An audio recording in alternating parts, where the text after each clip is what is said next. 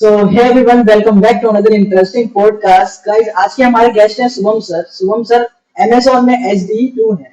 तो शुभम सर ने किस तरीके से Amazon ज्वाइन किया, क्या इंटरव्यू प्रोसेस रहा उस वक्त, और देन उसके बाद उन्होंने किस तरीके से इंटरव्यू प्रिपरेशन करी थी। तो जो ओवरऑल पूरा आप कह सकते हो कि अगर आप सोच रहे हो कि भाई मैं पास आउट हो चुका हूँ ग्रेजुएशन, अब मुझे ज्वाइन करनी है Amazon, तो बहुत से लोगों के लिए ड्रीम कंपनी होती है Amazon। तो शुभम सर हमें बता रहे होंगे पूरा कंप्लीट रोड मैप, एक एक चीज बता रहे होंगे। सो इस इंटरेस्टिंग पॉडकास्ट को स्टार्ट करते हैं।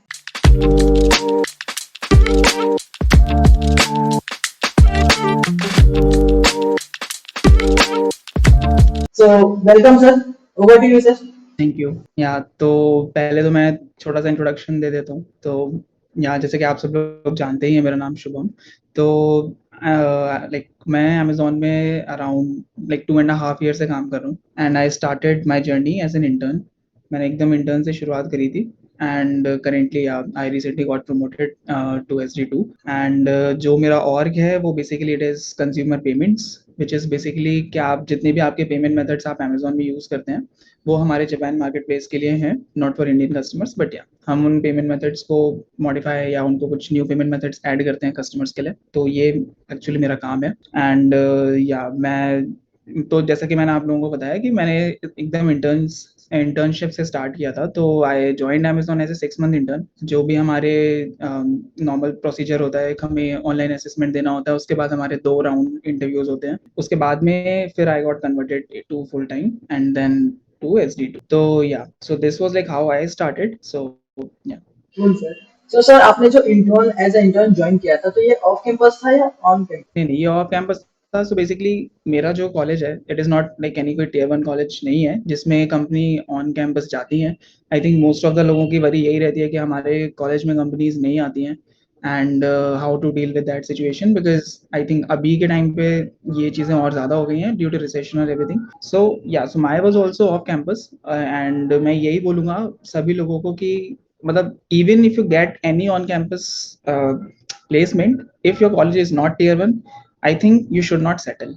मतलब अगर आपको ऑन कैंपस मिल भी गया है कोई प्लेसमेंट एंड अगर आप Tier 1 कॉलेज से नहीं है, तो आई एम अज्यूमिंग कि वहाँ पे अगर जितनी भी आपकी ये Tier 1 कंपनीज हैं वो नहीं जाती हैं, तो भी आपको सेटल नहीं होना चाहिए। बिकॉज मेरे पास इसके अलावा एक और ऑफर था, बट जस्ट बिकॉज या मेरा भी एक टारगेट आप लोगों की तरह Tier 1 कंपनी में जाने का ही था।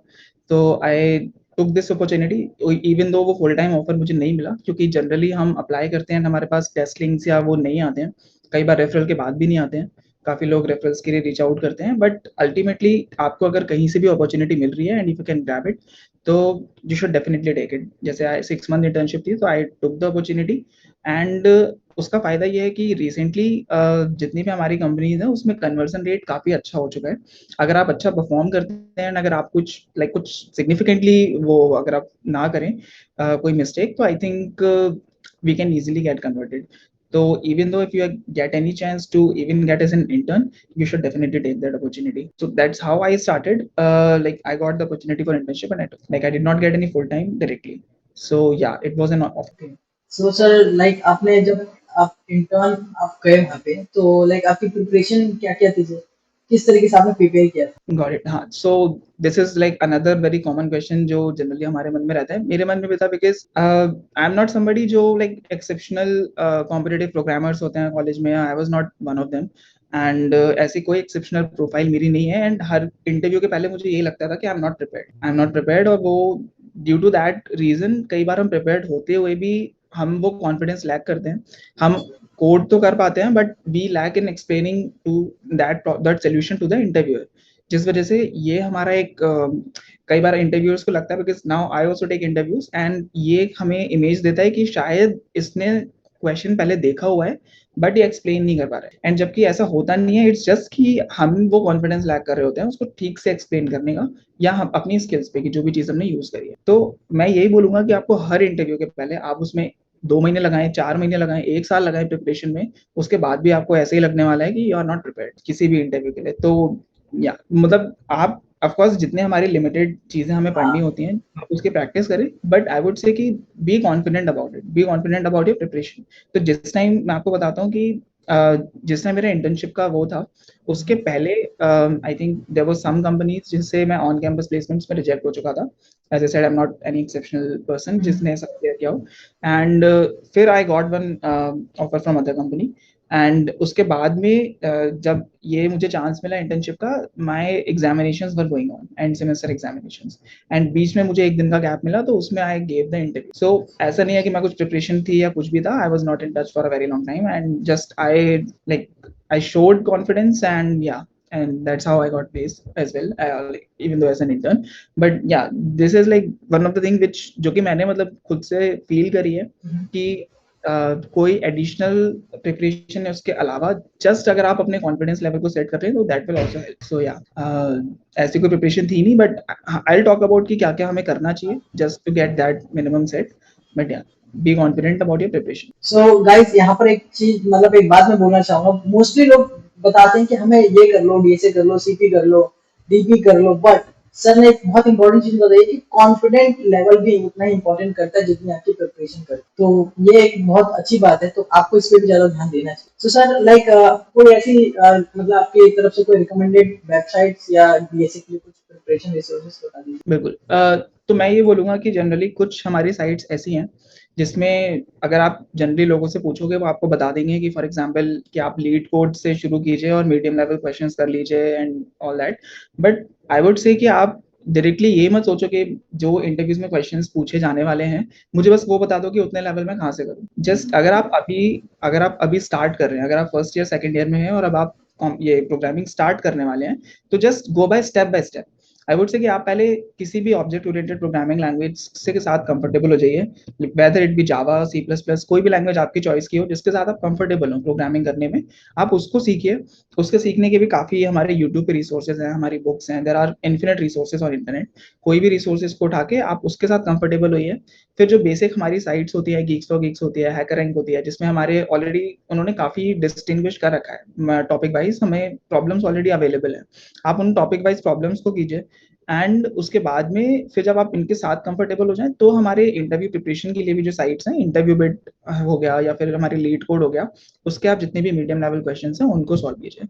Like there are so many resources, but I would say कि जस्ट मतलब आप टॉपिक वाइज देखिए कि आप किस में कंफर्टेबल हैं एंड किस में नहीं है। जनरली एक मिसकंसेप्शन और होता है कि ठीक है, हम कॉम्पिटिटिव प्रोग्रामिंग करते हैं कॉलेज में, किसी किसी कॉलेज में काफ़ी अच्छा कल्चर होता है, किसी में नहीं होता है, और हम कॉम्पिटिटिव प्रोग्रामिंग में अच्छा नहीं कर पा रहे हैं, तो क्या हमारी टियर 1 कंपनीज में जॉब नहीं लगेगी? ऐसा बिल्कुल नहीं है। Like this is a very big misconception जो आजकल के बच्चों में होता है कि अगर हम सीपी में अच्छे नहीं है तो हम हमारी जॉब नहीं लगेगी। CP is not required in जो भी हमारी एसडी प्रोफाइल्स होती है। सॉफ्टवेयर डेवलपमेंट मीन्स आपको आपका डीएसए स्ट्रांग होना चाहिए अगर आप बेसिकली फ्रेशर हैं। तो डीएसए के लिए सीपी में एक्चुअली काफ़ी अदर फैक्टर्स भी होते हैं। फॉर एग्जाम्पल आपकी स्पीड बहुत मैटर करती है, आपकी एक्यूरेसी बहुत मैटर करती है। आई एम नॉट सेइंग कि आपको वो देना नहीं चाहिए, देना इसलिए चाहिए बिकॉज़ ये सारी चीज़ें आपको प्रेशर हैंडल करने के लिए काफ़ी हेल्प करती हैं। अगर आप एक कॉम्पिटिशन में बैठे हैं जो कि 3 घंटे से लिमिटेड है, तो आई थिंक उसका प्रेशर हम पे रहता है, और उस प्रेशर को डील करना, I think that somehow helps in interview. But ऐसा नहीं है अगर आप उसमें अच्छा नहीं कर रहे हैं तो आप अच्छा कर नहीं पाएँगे। तो don't get demotivated because of that. आप सीपी सब कुछ करिए और उसके बाद में फिर जस्ट या stay confident about it. Don't think कि सीपी नहीं है तो नहीं होगा। डीएसए करने के यही तरीके हैं, हमारे जितनी भी बुक्स हैं, या बुक्स से ज़्यादा आई वुड रिकमेंड कि आप हैंड्स ऑन प्रैक्टिस कीजिए इन्हीं साइट्स पे। जैसे जैसे मैंने बोला कि अल्टीमेटली लीड कोड या इंटरव्यू बिट पे प्रैक्टिस करते रहिए, medium level questions, that should be sufficient for as a fresher. Nice sir. I think ये जो आपने वेबसाइट्स बताई हैं, ये बहुत हेल्पफुल होने वाली है। सो सर, अब बात करते हैं कि जैसे कि अगर सपोज करिए कि अभी एक स्टूडेंट है, उसने जो आप रिकमेंडेशन दे रहे हैं वेबसाइट्स, उसने वहां से प्रिपरेशन कर ली मीडियम लेवल तक के क्वेश्चन, देन अब वो सिलेक्ट जाता है, अप्लाई करता है अमेजोन। तो अब थोड़ा सा ये बता दीजिए कि उसको रिज्यूमे किस तरीके से बनाना चाहिए, उसमें क्या क्या मेंशन करना है या नहीं करना। करेक्ट। तो हाँ, this is like also a good question. I would say कि जनरली हम रेज्यूमे कॉलेज के टाइम पे हमें पता नहीं होता है कि हमें क्या चीज़ें मेंशन करनी है या क्या नहीं करनी है। एंड तो मैं आपको बेसिकली बताता हूँ कि जब भी हमारे रिक्रूटर्स या कुछ भी, नॉट हमारे, इन जनरल लोग आपका रेज्यूमे देखते हैं, you have very limited time and you need to use templates of resume in that format कि जितनी भी यूजफुल इन्फॉर्मेशन है, फॉर एग्जाम्पल अगर आपके पास कोई पुराना एक्सपीरियंस है, आपने किसी इंटर्नशिप में काम किया है, या आपके जो भी स्किल सेट है, तो आप ये देखो कि हमारी जॉब प्रोफाइल जिसके लिए आप अप्लाई कर रहे हो, उसमें क्या-क्या रिक्वायर्ड है। हमें एक्चुअली रेज़्यूमे थोड़ा-थोड़ा मॉडिफाई करते रहना चाहिए। हम बस एक टेम्पलेट उठा लेते हैं कॉलेज में and we keep using the same resume again and again. कई बार रिक्वायरमेंट्स अलग होती हैं, कुछ और टाइप के लाइक बैकएंड प्रोफाइल की अगर जॉब है तो उसमें कुछ रिक्वायरमेंट्स अलग होती हैं, किसी में अलग होती हैं। एंड आई वुड से if you have that skills, आप जो हमारी स्टैंडर्ड टेम्पलेट्स हैं, मतलब जो अगर आपने देखा हो कि नेट पे काफ़ी फेमस टेम्पलेट्स हैं, if you want I can even share that as well. तो उन टेम्पलेट्स को यूज़ करिए जिसमें आपका स्किल सेट अच्छे से दिख रहा हो। लाइक कोई आपका रेज़्यूमे देखे तो एकदम से उसको पता चल जाए कि अच्छा हाँ, you have all those skills, आपका एक्सपीरियंस है and if that is also included job profile में, तो वो हाइलाइट होके आना चाहिए कि हाँ, मतलब ये चीज़ आपकी उसमें इंक्लूडेड है। तो अगर आपकी ये मैच होती है तो जनरली जो हम बाकी चीज़ों पे ध्यान लगाते हैं ना कि हमारे अचीवमेंट्स क्या होनी चाहिए, ये हाँ। नहीं होनी चाहिए। To be honest, achievements freshers के लिए मैटर नहीं करती हैं। आप ये सोचो कि मैंने किसी फेस्ट में कुछ कोऑर्डिनेट किया था, ये बहुत इंपॉर्टेंट पॉइंट है और ये आना चाहिए, तो इट इज़ नॉट। मुझे भी ये लगता था कि हाँ, मतलब ये सारी चीज़ें काफ़ी इंपॉर्टेंट होती हैं, बट रिक्रूटर्स को इससे फ़र्क नहीं पड़ता।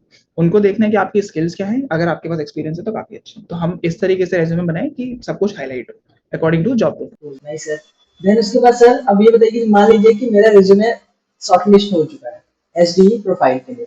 देन यहाँ पर कितने इंटरव्यू प्रिपरेशंस होंगे और मतलब अगर 3 या 4 राउंड्स होते हैं तो उन राउंड्स में क्या-क्या क्वेश्चन पूछे जाएंगे? करेक्ट। तो अगर आप एसडी1 प्रोफाइल के लिए अप्लाई कर रहे हैं, अगर आप इंटर्नशिप के लिए कर रहे हैं तो आपके 2 राउंड इंटरव्यूज़ होते हैं, जिसमें आपका हायरिंग मैनेजर या जो आपके एचआर बेसिकली राउंड्स होते हैं, वो नहीं होते हैं। दोनों राउंड आपके कोडिंग रिलेटेड ही होते हैं। दोनों टेक्निकल राउंड्स होंगे। एंड अगर आप एसडी1 के लिए आप इंटरव्यू कर रहे हैं तो आपके 4 राउंड्स होंगे, जिसमें आपके 2 तो टेक्निकल होंगे, एक आपका हायरिंग मैनेजर होगा जिसमें आपके कंप्यूटर फंडामेंटल्स पूछे जाएँगे और एक आपका एचआर राउंड। तो ये 4 राउंड्स आपके अल्टीमेटली होते हैं। एंड ये this is like for SD one and 2 के लिए बेसिकली टेक्निकल के साथ-साथ आपका डिज़ाइन भी पूछते हैं वो उन्हीं 2 राउंड्स में। सो that is the difference between 1 and 2। एसडी2 में सिस्टम डिजाइन से भी रिलेटेड करेक्ट, या पूछते हैं और आपको इंटर डिज़ाइनिंग में प्रॉब्लम्स भी जी। देते हैं कोई। सो सर नेक्स्ट क्वेश्चन ये है कि what is difference between SD one and SD two in okay, Amazon? तो ओके, बिकॉज़ आपने अमेज़न का पूछा है तो फिर मैं एक चीज़ आपको बताता हूँ कि अमेज़न एक्चुअली काफ़ी फ्लेक्सिबल है इन टर्म्स ऑफ जो भी रोल आप करते हैं। फॉर एग्ज़ाम्पल अगर आप एसडी1 हैं एंड आपको कुछ like if you are capable enough कि आप एक डिज़ाइन हैंडल कर सकते हैं, आप कोई डिज़ाइन पे काम करना चाहते हैं, तो अमेज़न आपको रिस्ट्रिक्ट नहीं करेगा। जनरली हमारे पास ये कंसेप्शन होता है ना कि बिकॉज़ एसडी2s को डिज़ाइन हैंडल करना चाहिए एंड एसडी1s बेसिकली सिर्फ इम्प्लीमेंटेशन करते हैं। तो अमेज़न में ऐसा नहीं है, वो आपको रिस्ट्रिक्ट नहीं करता, वो आपको फ्लेक्सिबिलिटी प्रोवाइड करेगा। आप अपने मैनेजर से बात कीजिए कि मुझे डिज़ाइन पे काम करना है, वो आपको काम कराएँगे। इन जनरल अगर आप मुझसे पूछोगे कि not in Amazon but what is the difference between 1 and 2, तो आई वुड से कि 1 एसडी1s का काम होता है कि ठीक है, कुछ हमारा बड़ा-सा प्रोजेक्ट है, उसके एक पर्टिकुलर कंपोनेंट पे हम उनको डिज़ाइन दे देते हैं। हम उनको बोल देते हैं कि हमें क्या फीचर इम्प्लीमेंट करना है and they work on implementation. They also work on reviewing code reviews and everything. वो सब चीज़ों में पार्टिसिपेट करते हैं। वो डिज़ाइन डिस्कशंस में पार्टिसिपेट करते हैं, but they can contribute, but जो डिज़ाइन ओनर्स होते हैं वो एसडी2s होते हैं। वो जितना भी उनका लीड होता है हमारे डिस्कशंस के, वो लीड एसडी2s करते हैं। So this is a very minor difference because decisions and everything they can contribute, but own उनको एसडी2s करते हैं। सो अल्टीमेटली देयर इज़ वो उनकी कॉल होती है SD twos. So that is the difference. But in Amazon this is very flexible. SD ones can own designs as well and उनके like जो भी उनके करियर ग्रोथ के लिए वो चाहते हैं, वो they can work with their manager. So yeah that is the benefit of Amazon. तो सर अब थोड़ा-सा सैलरी के बारे में बता दीजिए कि अगर एज़ अ इंटर्न जाते हैं देन क्या ऑफर रहता है एसडी1 के लिए और एसडी2 के लिए? Salaries actually, like I'm not allowed to share conversation openly, but generally I would say ki I can like give a hint or so. So for interns, I think their stipend is around 80,000, and SD1's ka base Amazon has recently increased and revised. That is a public information, so I can share. And so their bases are around 20, and two's ka I would say 35 plus. I'm not gonna disclose the exact numbers, but तो guys I hope आपको समझ में आया हो कि interns के लिए क्या है और एसडी1 के लिए और एसडी2। सो सर नेक्स्ट क्वेश्चन ये निकल के आता है कि आप समझ में आएगा कि हाँ हमें किस तरीके से ज्वाइन करना है, हमें प्रिपरेशन कैसे करनी है, कितने राउंड्स होते हैं, क्या सैलरी मिलती है और एक और बहुत इंपॉर्टेंट पॉइंट ये है कि सर वर्क एनवायरनमेंट कैसा है वहाँ पे हमेशा? cool. So हाँ, जनरली ये भी लाइक अमेज़न सुन के थोड़ा बच्चे डर जाते हैं बिकॉज़ उनको लगता है कि मेरी वर्क लाइफ बैलेंस एंड काफ़ी चीज़ें यहाँ नहीं है। And to be honest, it depends कि आप वर्क लाइफ बैलेंस कैसे देख रहे हो। अगर आप देख रहे हो कि आपको काम ना करना पड़े एंड वो रहे, तो मतलब I don't know what to say, but as a fresher what I think is कि अगर आपको स्टार्टिंग में अपॉर्चुनिटीज मिल रही हैं, because generally I would say कि अगर दूसरी कंपनीज में जितना मेरी लोगों से बात हुई है, जो भी हुआ है, it is very tough to get opportunity like for a fresher, because आप फ्रेशर होते हो, आपको उतना एक्सपीरियंस नहीं होता है एंड उतना ट्रस्ट आप पे लोग नहीं दिखाते हैं, तो आप शेडो कर रहे होते हो बट आप कुछ टास्क है वो ओन नहीं करते हो, या फिर आप किसी बड़े प्रोजेक्ट पे काम नहीं कर रहे होते, बट Amazon में थिंग इज कि दे ट्रस्ट इन यू, अगर उन्होंने आपको हायर किया है, दे हैव दैट ट्रस्ट कि आप उन सारे प्रोजेक्ट्स को ओन कर सकते हो, उन पे काम कर सकते हो, तो वो आपको ऐसा नहीं है कि आपको लाइक कुछ टाइम में आप काम नहीं करोगे, जो भी हो गया आप आओगे, आप रैंप अप करोगे एंड या you start working, and to be honest it you can feel कि हाँ, मतलब यू कैन से कि थोड़ा सा प्रेशर ज्यादा हो may be, because we are customer obsessed and हमारे पास लाइक हमें क्वालिटी मेंटेन करते हुए चीज़ों को डिलीवर करना होता है, and but I would say कि फॉर अ फ्रेशर आप इन सब चीज़ों के बारे में मत सोचो, मतलब जो मेरी ऑनेस्ट एडवाइस रहेगी सभी स्टूडेंट्स से जो भी फ्रेशर्स हैं, कि स्टार्टिंग के एटलीस्ट कुछ टाइम तक आप ये मत सीखो, मत सोचो, बिकॉज आप बहुत सीखने वाले हो। जितना मैंने इंटर्नशिप के ड्यूरेशन में सीखा था, लाइक जब मैं लाइक अपने लास्ट सेमेस्टर में इंटर्नशिप करी थी, सिर्फ इंटर्नशिप के टाइम में मैंने जितना सीखा था, मैंने अपने पूरे कॉलेज के बाकी 3.5 साल नहीं सीखा था, जितना भी मैंने बाकी चीजों से रिसर्च करके या खुद से प्रोजेक्ट्स करके, I did not learn that much, जितना मैंने उन 6 महीनों में सीख लिया, बिकॉज आप प्रोडक्शन लेवल चीजों पे काम कर रहे हो, आप सीनियर्स के साथ बैठ रहे हो, आप डिस्कशन में पार्टिसिपेट कर रहे हो, आपको काफी चीजों का आइडिया हो रहा है, तो जस्ट 1-1.5 साल बाद ना आप खुद से वो डिफरेंस फील करोगे कि ठीक है, मतलब आई थिंक जो बाकी लोग हैं वो किस चीज पे काम कर रहे हैं और आप कितने हाई लेवल चीजों पे काम कर रहे हो, तो आई वुड से कि ये जो वर्क लाइफ बैलेंस है, हाँ आई एम नॉट सेइंग कि आप अपने मेंटल हेल्थ को भूल जाओ या आप अपनी हेल्थ भूल जाओ, बस पूरे टाइम काम करो, नहीं, वो आपको इंश्योर करनी है, आपको अपने वर्किंग आवर सब कुछ वो इंश्योर करना है, but at the same time आपको ओपन रहना है कि ठीक है, if I have to push my self for some time, या फिर मुझे कुछ सीखना है, आई वांट टू लर्न, तो जस्ट स्टे क्यूरियस, यहाँ पे हमारा एक लीडरशिप प्रिंसिपल होता है, लर्न एंड बी क्यूरियस, तो just stay curious to learn, because आप बहुत सीखने वाले हो स्टार्टिंग में जितनी चीजों पे आप काम करोगे, इसलिए people generally recommend to work on startups as well, कि आप वहाँ पे आपके पास रिस्पॉन्सिबिलिटीज रहती हैं, और जब रिस्पॉन्सिबिलिटीज रहती हैं तो ऑफकोर्स लोगों को लगता है कि हमसे गलती ना हो, बिकॉज लोगों का ट्रस्ट है हमारे ऊपर एंड वो सीखते हैं, तो इसका क्वेश्चन आई वुड से कि अगर इट डिपेंड्स आप किससे कंपेयर कर रहे हो एंड आपको कैसा आपके टारगेट्स हैं, तो जनरली फ्रेशर्स के लिए तो I would recommend Amazon really so much, because या यहाँ पे आप काफी सीखोगे। Sir very nice sir. Sir and में आप कुछ मतलब बोलना चाहेंगे? बोलना मैं यही बोलना चाहूंगा कि जनरली हम कुछ लोगों से कंपेयर करते रहते हैं अपने कॉलेज में, बिकॉज मैंने वो सारी चीजें फेस करी हैं, तो आई नो कि मे बी बिकॉज प्लेसमेंट्स का टाइम है, कुछ लोग काफी डिजर्विंग होते हैं बिकॉज वो स्टार्टिंग के फर्स्ट ईयर सेकंड ईयर से काम कर रहे होते हैं, and ultimately may be starting में उनको वो चीज ना मिले, बिकॉज ऑन कैंपस प्लेसमेंट्स में काफी चीजें इन्वॉल्व होती हैं इंक्लूडिंग एंड आपको ऐसा लगता है कि आपके साथ वाले जो है वो प्लेस हो रहे हैं और आप नहीं हो पा रहे हैं एंड आपने ज्यादा मेहनत करी है, तो पहली चीज तो ये कि हमें पता नहीं होता कौन कितनी मेहनत करता है, एंड किसी का भी प्लेसमेंट देख के डिमोटिवेट होने की जरूरत नहीं है कि हमारे साथ वाले प्लेस हो रहे हैं और आप नहीं हो पा रहे हैं, बिकॉज आप अपनी मैराथन में है, वो अपनी मैराथन में है। मेरे टाइम पे जब मुझे इनिशियल रिजेक्शंस मिले थे, तो I was also feeling this कि मोस्टली लोगों का हो गया जिन्होंने काफी बाकी कोडिंग स्टार्ट करी, एंड मैं पहले से कर रहा था बट नहीं हुआ, something like that, but ultimately फिर आई रियलाइज्ड कि अच्छा वहां नहीं हुआ, अगर मेरा वहां हो जाता तो शायद मैं इंटर्नशिप के लिए ना जाता, because it was kind of कि हाँ मुझे जाना है and I need to do better, and जो भी इवेंट आपकी लाइफ में हो रहे हैं, just stay confident, stay like have that trust on yourself, on your career path, कि आप जो भी करोगे आप अच्छे ही करोगे, just wait for some time, अभी रिजेक्शंस मिल भी रहे हो तो it's okay, just wait for that time, जब आपका टाइम आएगा आप अच्छा करोगे, यहाँ पे बहुत जल्दी चेंजेस होते हैं, बहुत जल्दी आपको कोई किसी को भी कभी भी ऑफर मिल जाए, तो just keep working on that path, अगर आपको कोई ऑफर मिल गया है तो भी सेटिस्फाई होने की जरूरत नहीं है, जब तक कि आप एक खुद से सेटिस्फेक्शन ना मिल जाए कि हाँ, ऐसा नहीं है कि सिर्फ जस्ट बिकॉज कि हाँ वी आर प्लेस्ड उस टैग के लिए मत काम करो, जस्ट स्टे क्यूरियस, अपने इनिशियल ईयर्स में आपको प्लेसमेंट मिल भी जाए, गो फॉर रिसोर्सेज, जितने भी आपके डिजाइन पैटर्न की बुक्स हैं या जो भी हैं, स्टार्ट लर्निंग, आप जितना सीख सकते हैं उतना ही आपके लिए अच्छा है, बिकॉज ये कुछ ऐसा नहीं है कि आपने अचीव कर लिया एंड आपकी रेस खत्म हो गई है, जस्ट स्टे क्यूरियस आपके इनिशियल टाइम में, तो आगे जाके आपका वर्क लाइफ बैलेंस अपने आप आ जाएगा। वेरी नाइस सर एडवाइस, बहुत बढ़िया एडवाइस आपने दी sir. So I hope guys कि ये पॉडकास्ट में जितनी इन्फॉर्मेशन आप लोगों को चाहिए होगी उतनी मिल चुकी होगी। अगर अगर आपको लगता है कि हाँ कुछ क्वेश्चंस रह गए हैं, देन यू कैन कमेंट और मैं कमेंट का डेफिनेटली रिप्लाई कर दूंगा। तो thank you so much sir, आप अपना टाइम निकाल के आए। Thank you so